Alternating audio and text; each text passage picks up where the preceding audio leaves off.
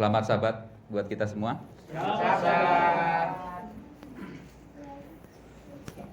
Sabat ini kita akan kembali belajar firman Tuhan bersama. Sebelum kita belajar, saya ada sebuah pertanyaan. Gambar di depan saudara ini adalah gambar hari-hari penciptaan. Hari pertama, kedua, sampai hari yang ke-6. Pertanyaan buat kita semua adalah, apakah puncak dari momen penciptaan? Hari Sabat?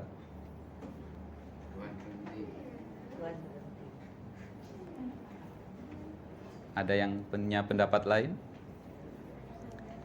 Karena ada banyak pendapat di luar. Yang banyak kita dengar, puncak penciptaan adalah hari ke-6. Hari ke-6 adalah mahkota dari karya Tuhan. Apa yang terjadi di hari ke-6? Hari ke-6 itu Tuhan merancang manusia. Alkitab mengatakan, mari kita membuat manusia yang segambar dan serupa dengan kita. Setelah dirancang manusia itu dijadikan. Setelah dijadikan, manusia itu diberkati. Dan di Kejadian 1 ayat 31 mengatakan, di hari ke-6 Tuhan berfirman, sungguh amat baik. Jadi dengan mudah kita melihat hari ke-6 adalah puncak dari karya Tuhan di penciptaan. Tapi Sabat ini saya ingin menyampaikan satu teori yang berbeda dengan ini. Bahwa puncak penciptaan manusia, puncak penciptaan bukan terjadi di hari ke-6, tetapi di hari ke-7, hari Sabat. Karena jika tidak menjadi puncak penciptaan, hari Sabat akan kehilangan maknanya. Judul pelajaran kita Sabat ini adalah Sabat, mengapa penting? Sabat menjadi penting karena Sabat itu adalah puncak penciptaan. Sebelum kita menggali lebih dalam, mari kita bersatu dalam doa kembali. Oh Tuhan di surga, kami bersyukur ya Bapa atas kesempatan di siang hari ini kami dapat mempelajari kembali firman Tuhan. Bukakan mata kami ya Bapa, agar kami dapat melihat keajaiban-keajaiban firman Tuhan. Kami berdoa dalam nama Tuhan Yesus Kristus, Tuhan dan Juru Selamat kami. Amin. Kita sudah membaca bersama-sama ayat bersautan kita yang terdapat dalam Kejadian 2 ayat 1 sampai ayat ketiga. Kalau kita berbicara tentang hari Sabat, pasti ayat ini akan dibaca. Tidak pernah terlewatkan. Karena inilah momen pertama kali kita mendengar ada hari perhentian. Bahkan inilah pertama kali kita melihat, mendengar, dan mengalami bahwa Tuhan berhenti. Kejadian 2 ayat 1 sampai yang ketiga. Tapi Sabat ini mari kita lebih teliti lagi membaca ayat ini. Mari kita mulai dari Kejadian 2 ayat yang pertama. Demikianlah diselesaikan langit dan bumi dan segala isinya.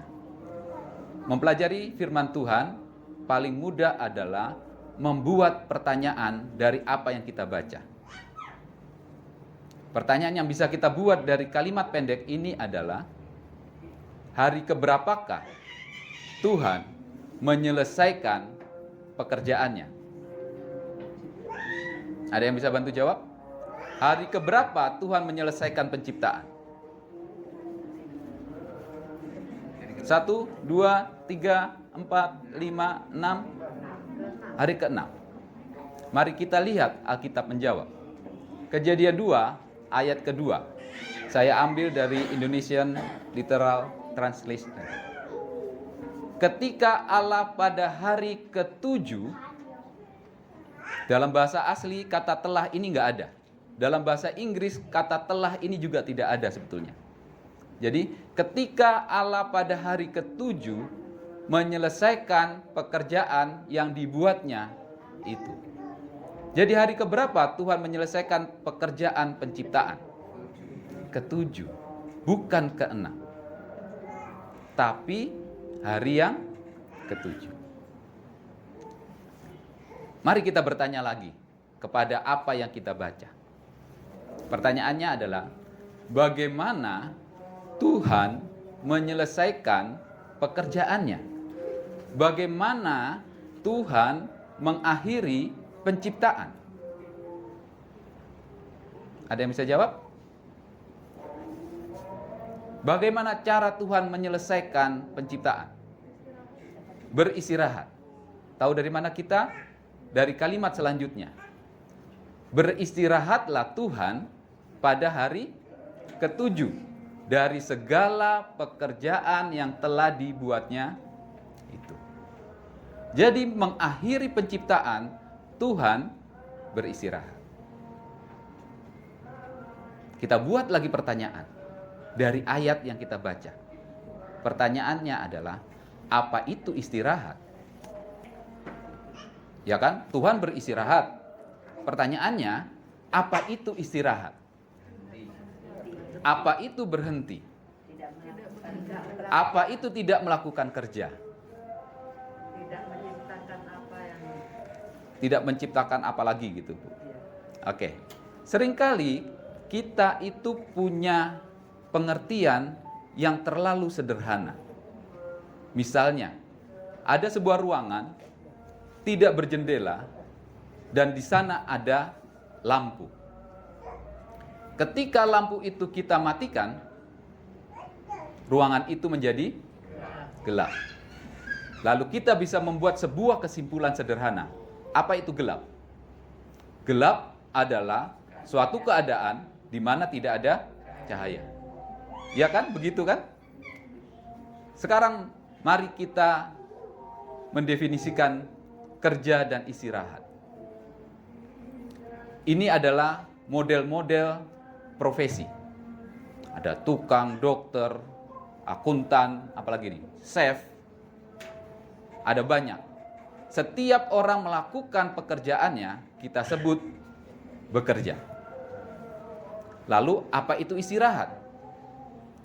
Secara sederhana kita cepat menyimpulkan, istirahat itu adalah ini. Ya kan? Apa Bu Mai? Tidak melakukan sesuatu. Do nothing. Nggak melakukan apa-apa, itulah istirahat. Kadang-kadang kita menyimpulkan bahwa istirahat itu adalah melepas lelah. Kadang-kadang juga kita menyimpulkan istirahat itu adalah self-healing. Menyembuhkan diri. Lagi capek, lagi suntuk, lagi sumpek, istirahat. Istirahat itu juga keluar dari rutinitas. Kalau Pak Patre dari pagi sampai malam melayani di Pujasera, istirahatnya ya nggak melayani di Pujasera. Keluar dari rutinitas, itu namanya istirahat. Istirahat juga bisa kita simpulkan, kita definisikan sebagai liburan. Kita yang bekerja 6 hari lamanya, atau 5 hari lamanya kita bekerja, sebulan 20 hari atau 25 hari. Untuk beristirahat kita butuh liburan. Istirahat itu identik dengan liburan. Bahkan tak sering juga, tak jarang juga maksud saya, istirahat itu kita identikkan dengan cara terbaik supaya kerja kita meningkat. Kerja terus, makin lama kerja kita semakin menurun. Tetapi kalau diselingi dengan liburan, kerja kita akan lebih optimal. Inilah definisi kerja yang secara cepat, secara sederhana bisa kita berikan. Mari kita kembali kepada penciptaan. Ketika hanya ada gelap, tidak berbentuk, tidak ada suatu apapun di sana, lalu Tuhan mulai berkarya. Hari pertama Tuhan menjadikan terang. Hari kedua Tuhan memisahkan air dari air. Hari ketiga Tuhan menempatkan air di satu sisi dan membiarkan daratan tumbuh dan pohon-pohonan tumbuh. Hari keempat Tuhan menciptakan benda-benda penerang. Hari kelima Tuhan menciptakan kehidupan di air. Hari keenam Tuhan menciptakan kehidupan di daratan. Banyak yang Tuhan kerjakan dan luas yang Tuhan karyakan. Pertanyaannya, apakah Tuhan butuh istirahat? Bukan sekedar kerja seminggu 5 kali, 5 hari. Sehari 12 jam, bukan sekedar itu. Tuhan menciptakan alam semesta dan isinya. Apakah Tuhan butuh istirahat? Kita dengan mudah menjawab, gak mungkin Tuhan butuh. Tuhan itu tidak terbatas tenaganya. Bahkan Nabi Yesaya menuliskan dalam Yesaya 40 ayat 28. Tidakkah engkau tahu? Tidakkah engkau dengar? Tuhan itu Allah yang kekal, menciptakan bumi dari ujung ke ujung, tetapi Dia tidak menjadi lelah, Dia tidak menjadi lesu. Butuhkah Tuhan istirahat? Tidak. Sama sekali Tuhan tidak butuh self healing. Sama sekali Tuhan tidak butuh keluar dari rutinitas. Sama sekali Tuhan tidak butuh liburan. Tapi kan di Kejadian 2 ayat 2 tadi kita dapati setelah 6 hari Tuhan berkarya, apa Tuhan lakukan? Beristirahat. Loh, katanya Tuhan gak butuh istirahat. Hari ke-7 kenapa Tuhan istirahat? Tuhan gak pernah capek, gak pernah lesu, tapi liburan. Apa maksud ayat ini? Inilah pertanyaan kita, bukan? Mengapa Tuhan beristirahat? Tuhan yang maha kuasa, maha besar itu kenapa harus beristirahat?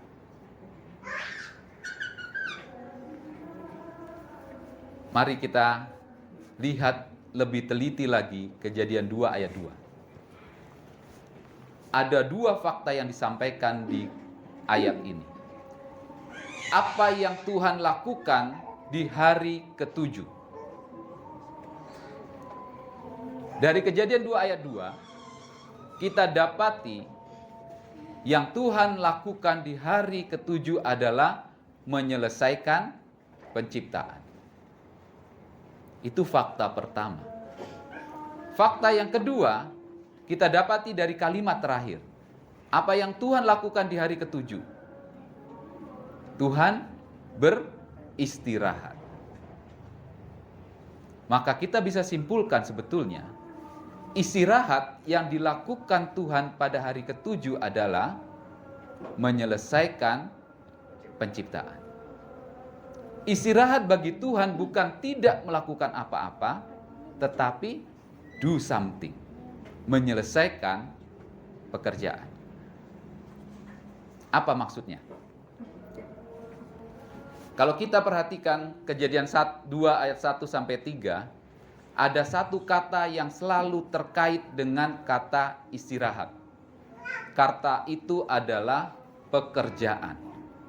Ada 3 kali di 3 ayat ini muncul kata pekerjaan. Sekedar pengetahuan saja, di dalam bahasa Ibrani ada 2 kata yang dipakai untuk kata pekerjaan. Yang pertama adalah avoda. Avoda ini adalah segala macam pekerjaan. Menggali tanah itu avoda, menggendong anak itu avoda, menyanyi itu avoda, segala pekerjaan itu avoda. Lalu kata kedua adalah melaka. Di Kejadian 2 ayat 1 sampai 3, setiap kali muncul kata pekerjaan, yang dipakai adalah kata melaka, bukan avoda. Jadi apakah melaka itu? Kalau kita mau tahu apa itu melaka, mari kita lihat apa yang dilakukan Tuhan di hari penciptaan. Karena itulah melaka. Mari kita lihat sama-sama. Dari 7 hari penciptaan, kita selalu mengingat-ingat kalau Tuhan menciptakan itu dari yang tidak ada menjadi ada. Tetapi faktanya, hanya pada hari pertama saja itu terjadi. Menciptakan dari yang tidak ada menjadi ada. Ketika Tuhan menciptakan terang. Selebihnya saudara, di hari kedua, 3, 4, 5, dan 6, pekerjaan Tuhan itu adalah satu, merancang. Ingat, merancang manusia. Yang kedua, memodifikasi, memisahkan air dari air yang di atas dengan air yang di bawah, menempatkan air di satu sisi sehingga daratan itu keluar. Yang ketiga, Tuhan menempatkan benda-benda penerang, memposisikan di posisi yang pas, dan membentuk. Inilah pekerjaan Tuhan, membentuk kehidupan keluar dari air, membentuk kehidupan keluar dari daratan. Jadi di hari kedua sampai hari ke-6, inilah pekerjaan Tuhan. Maka kita bisa menyimpulkan, melaka itu adalah gabungan kreativitas dalam berpikir atau merancang dan mengeksekusi. Itulah melaka. Berbeda dengan avoda. Avoda itu asal kerja aja itu kita sebut avoda. Sedangkan melaka itu penuh pemikiran, penuh perancangan, perencanaan, lalu dilakukan. Kalau kita bicara tentang membangun sesuatu, melaka itu pekerjaannya arsitek dan mandor. Dia yang merancang, dia yang mengawasi, menyempurnakan kalau ada yang kurang. Itu tugasnya mandor dan arsiteknya. Sedangkan avoda itu pekerjaan tukang. Disuruh mandornya bikin 3 tingkat, ya dia bikin 3 tingkat. Satu kamar isinya 2 jendela, ya dia bikin 2 jendela. Itu avoda. Sekarang kita sudah mengerti avoda dan melaka. Pertanyaan berikutnya adalah, istirahat apa yang diperlukan dari masing-masing kata ini? Apa yang diperlukan tukang yang melakukan avoda? Gampang, istirahatnya adalah tidak melakukan apa-apa. Lalu bagaimana dengan si arsitek? Apa istirahat yang dia perlukan? Tidak melakukan apa-apa juga, bersantai, berlibur. Yang perlu dilakukan sang arsitek, sang perancang sebetulnya adalah tidak lagi mencipta, tidak lagi merancang. Lalu apa bedanya? Toh sama-sama tidak bekerja. Beda saudara. Kalau si tukang itu beristirahat dan terus beristirahat, bangunannya selesai apa tidak? Tidak. Ia harus kembali bekerja agar bangunan itu selesai. Sekarang sang arsitek, kalau dia tidak pernah berhenti, jadi enggak bangunannya?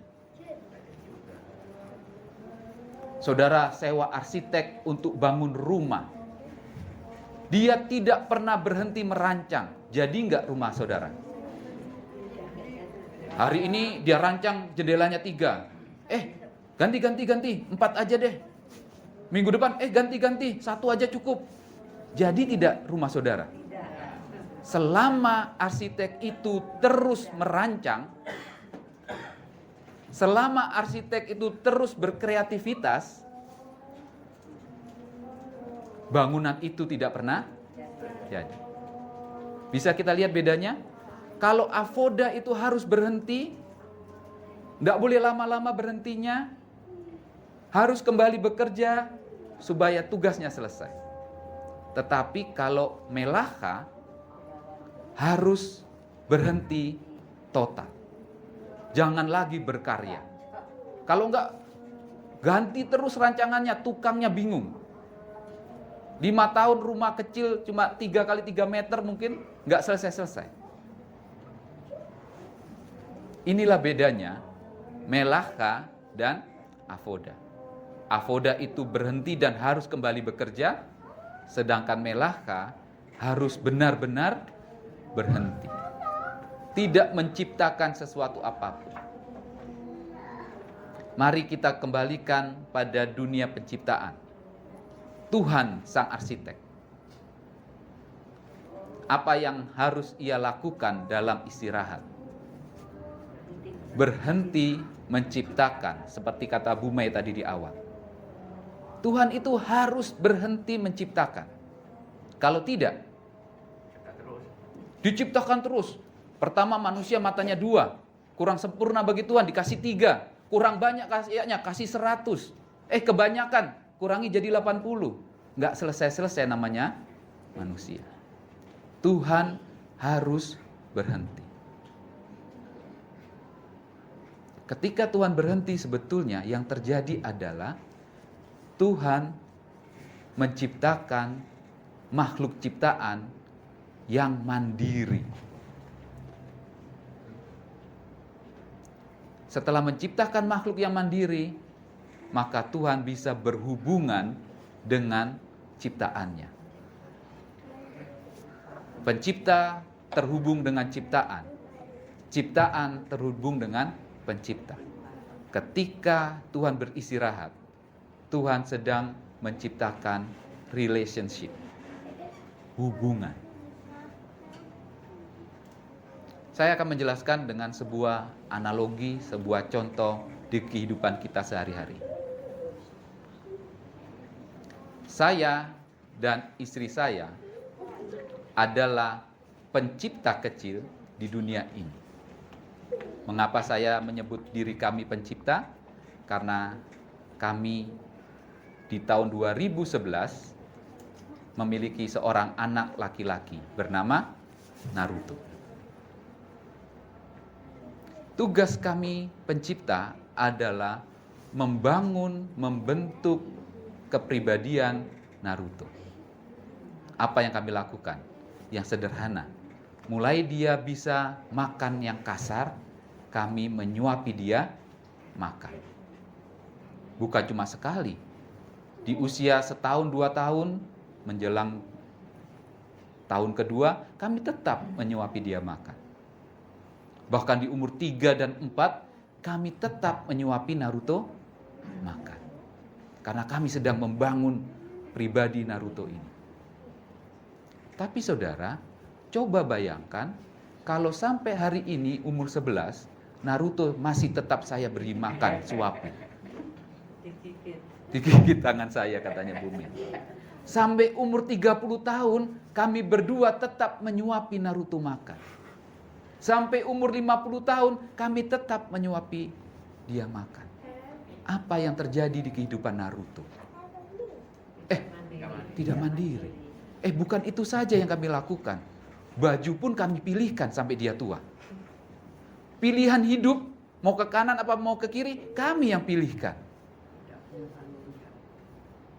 Apa yang harus ia katakan, kami yang pilih kata-katanya. Kapan dia ketawa, kami tentukan waktunya. Kapan dia bersedih, kami tentukan jamnya. Apa jadinya Naruto? saya sedang menghancurkan kehidupan seorang manusia. Foto-foto berikut ini adalah foto-foto hubungan Naruto dengan orang tuanya. Hubungan Naruto dengan teman-teman sebayanya di Pathfinder, di Adventurer. Hubungan Naruto dengan adik-adiknya, dengan keluarga besarnya, kakek niang, opung-opungnya, dengan om tantenya. Ini adalah foto-foto kenangan. Hubungan yang dijalin oleh Naruto. Dan foto ini akan terus bertambah jumlahnya, luasnya, dengan seiring bertambahnya usia. Tapi saudara, foto ini bisa ada karena apa? Karena Naruto itu orang yang mandiri. Dia menentukan pilihannya sendiri. Dia menentukan kapan ia harus tertawa, kapan harus dia marah, kapan harus dia bersedih. Jika Naruto bukan orang yang mandiri, foto-foto ini tidak akan pernah ada.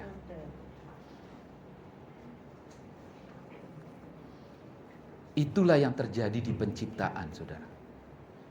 Ketika Tuhan berhenti, memutuskan tidak lagi menciptakan sekecil apapun, Tuhan sedang memahkotai ciptaannya dengan kemandirian.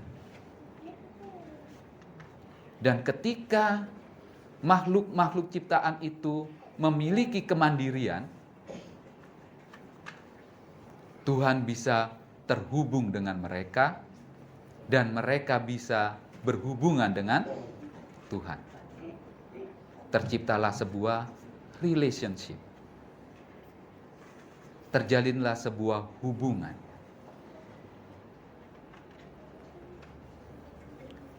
5 tahun atau 10 tahun yang lalu, saya pernah mengajar kelas, sebentar saya simpulkan dulu, saya ketinggalan ini.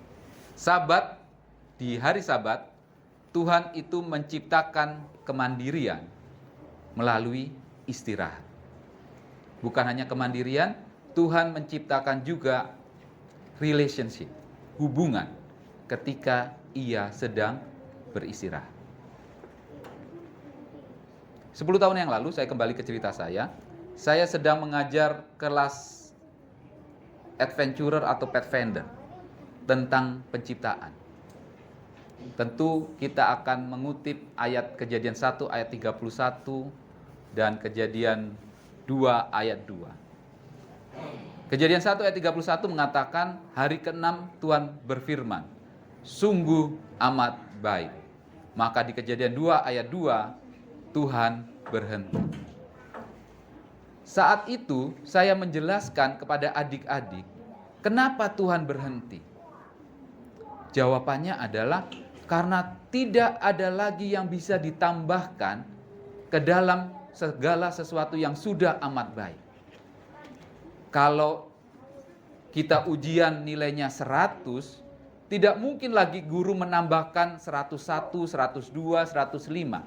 Karena sudah sungguh amat baik. Itulah yang saya jelaskan.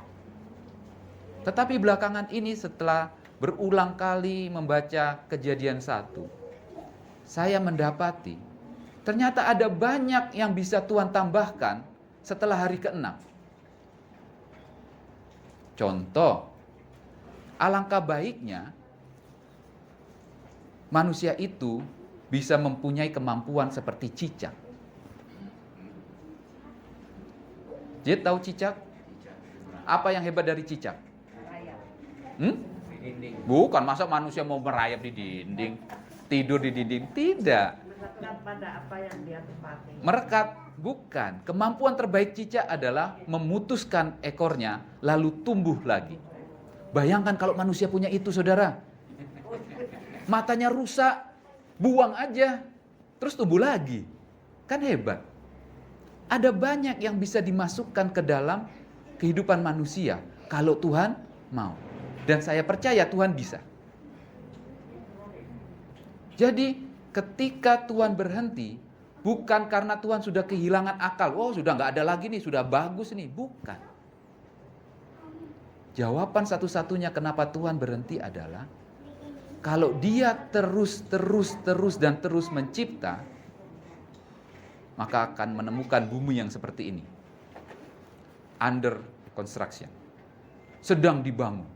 Manusia yang sedang dibangun. Pohon yang sedang dibangun. Tidak pernah selesai. Itulah alasan mengapa Tuhan berhenti. Jadi kesimpulannya, Sabat itulah puncak dari penciptaan. Kalau ada 6 hari tanpa Sabat, bumi tidak seperti bumi yang sekarang. Manusia tidak seperti manusia yang sekarang. Belum bisa ngapa-ngapain manusia, mesti dirancang, masih dibentuk, masih dimodifikasi, masih diotak-atik. Iya, betul Ibu. Jadi kita sudah bisa menjawab pertanyaan kita. Sabat, mengapa penting? Karena ketika tanpa Sabat, makhluk ciptaan tidak punya kemandirian.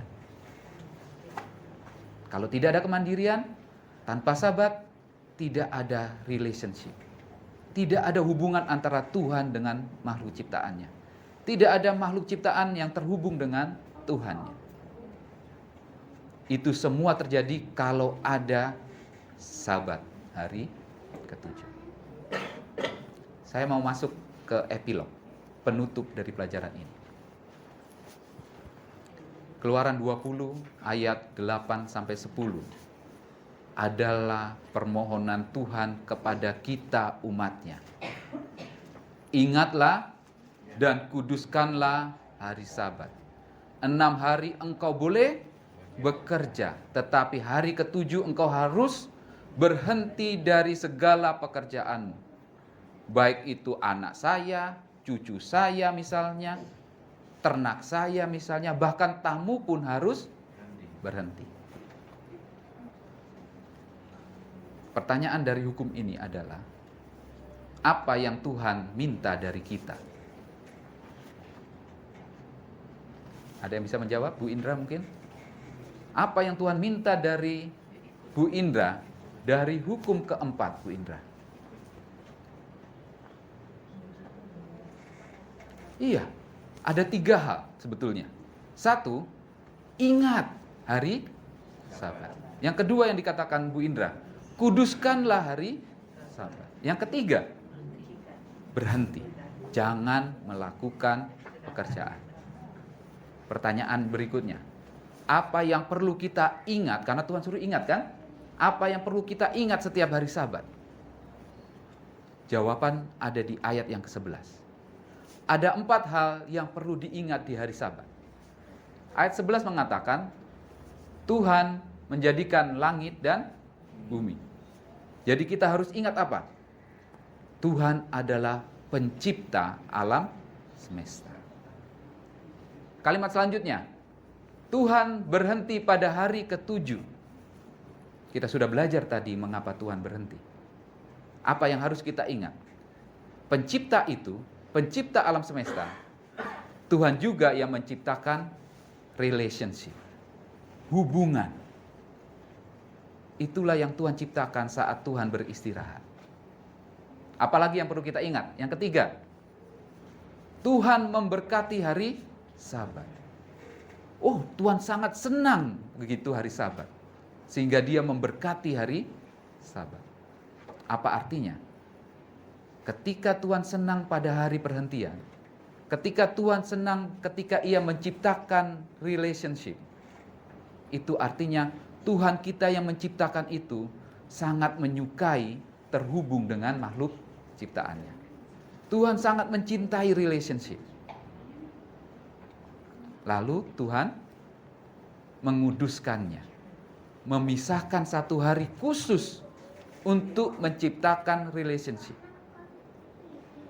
Dan hari itu adalah hari Sabat. Ini yang harus kita ingat. Tuhan pencipta alam semesta itu, Tuhan yang menciptakan relationship, adalah Tuhan yang mau terhubung dengan kita manusia. Lalu pertanyaan berikut dari hukum ini, bagaimana caranya kita mengingat dan menguduskan hari Sabat?